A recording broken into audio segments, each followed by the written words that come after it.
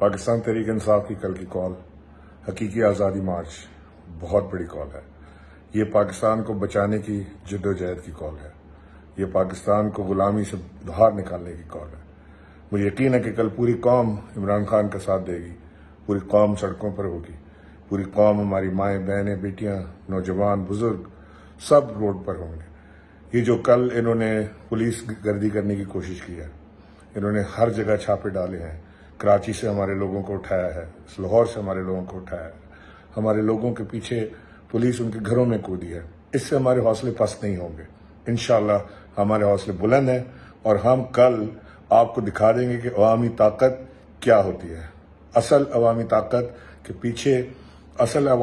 के पीछे उनके अपने मुल्क, अपनी जान की परवाह न करते हुए लोग अपने मुल्क की खातिर बाहर निकलते हैं। और कल पाकिस्तानी कौम न सिर्फ अपनी ताकत का मुजाहरा करेगी बल्कि अब इजहार करेगी यकजहती का कि पाकिस्तान को हकीकी आज़ादी चाहिए, पाकिस्तान को गुलामों के पीछे नहीं जाना।